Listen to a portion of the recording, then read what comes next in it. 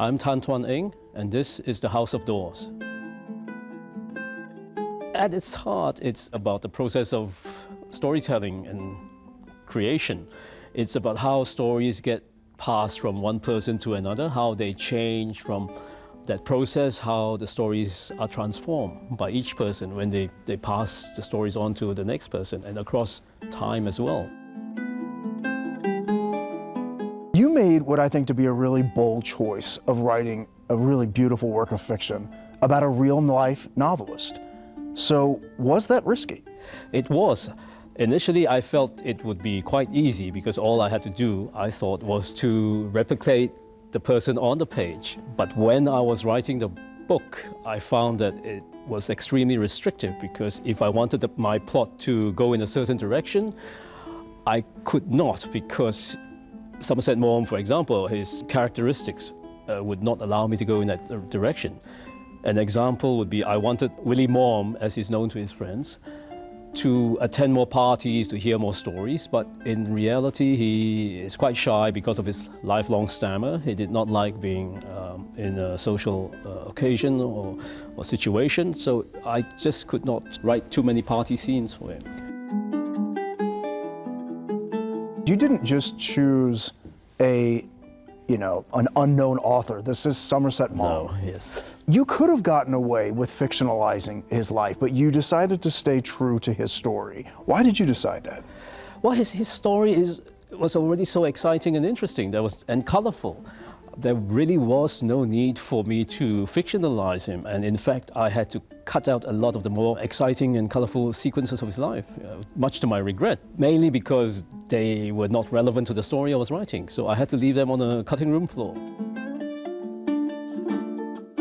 Did you know much about his life and how he really suffered in his marriage because of his homosexuality? No, I just knew the vague outlines. When I had the idea to start writing about him, I had to do extensive research on him. I read, I think, almost every biography that was written about him. I read his novels, I read his short stories, I read books by people who loved him and hated him. That's more interesting when you read about people who hated him. Just to get a really authentic picture of the man. Can you talk about his struggle? He struggled all his life. He was born in Paris, but his parents died when he was 7 or 8 years old, and he had to go back to England to live with his uncle and aunt, and they were elderly by then. They were childless, so they had no idea how to bring up a young boy. Somerset Maugham spoke English with a French accent, so when he was sent to boarding school, he was very much bullied, and that's where his lifelong stammer started. He never got over that. And of course also he was gay. I think he was 20 years old when the Oscar Wilde trials happened. So that terrified him and made him very careful with his real self all his life. And he entered into a marriage of ultimate convenience. Or as I put it in the book, a marriage of inconvenience. Inconvenience, which is more appropriate. But he really suffered because of that. He did, but and the sad thing is because in his suffering, he also caused suffering to other people, to his wife. It was an unfair treatment of her. In those days, he had no other choice. Yeah, men like him had no other choice. That's right. In order for him to be successful, he had to keep this secret. This is also a book about murder.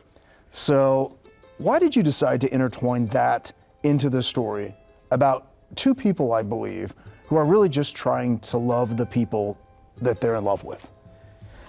Well, it's an interesting contrast. Somerset Maugham, he loved his secretary, and because he was a man, he had avenues to travel with his secretary. Whereas with Leslie, being a woman 100 years ago, her options were very much limited. And so she had to find a way to find some sort of fulfillment for her life.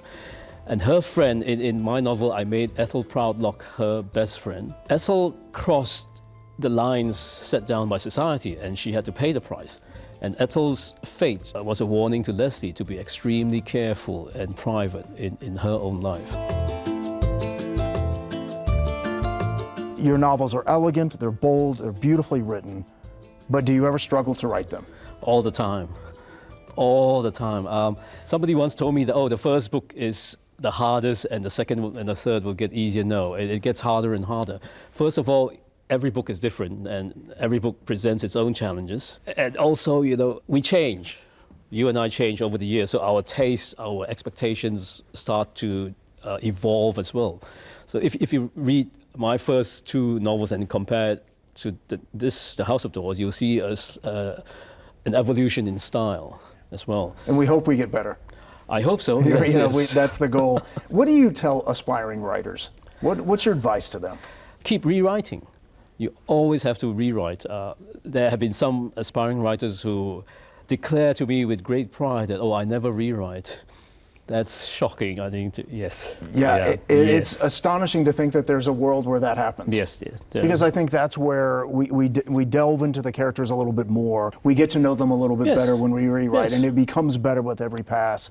I wonder if this was a difficult book for you to write because of the constraints of that you couldn't completely make up everything because you are writing about a real person. Was those constraints difficult to break out of?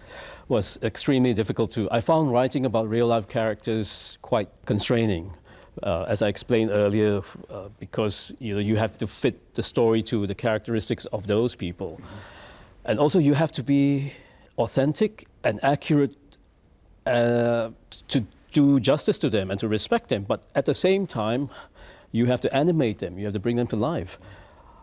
In contrast, I found writing the fictional characters, Leslie and her husband, more liberating, easier to write, more fun to write as well. Yeah. When you first talked to your agent or perhaps your editor about this book, how did you explain why you wanted to write this book? I didn't talk. My agent knows that I never talk about my books until I deliver the books to them. Wow. I only gave them vague outlines. Okay. Of course, I was naughty in that when my agent asked what I was working on, and I said, oh, it's a tale about murder and lust, and of course she was immediately happy with that because those things sell. Yeah, right. That's right. And then when you turned in the book, do you remember their reaction? They, first of all, to be fair to them, it was an extremely difficult book to write. I really struggled with it for years. When I turned in the first draft, they were not happy with the first draft.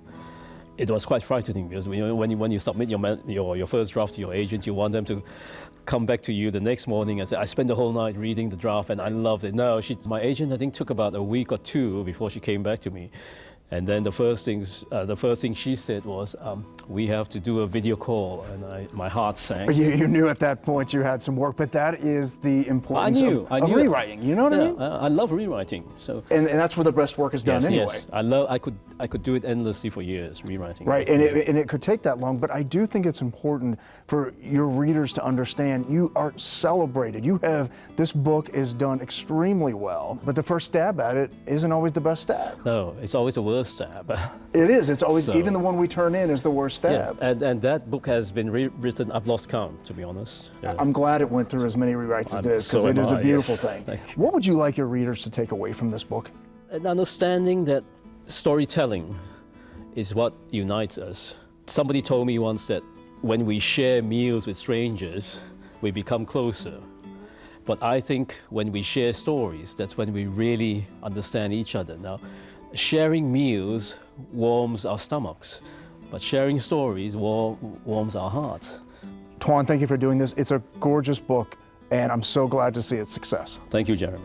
And thank you for watching A Word on Words. I'm Jeremy Finley. Remember, keep reading.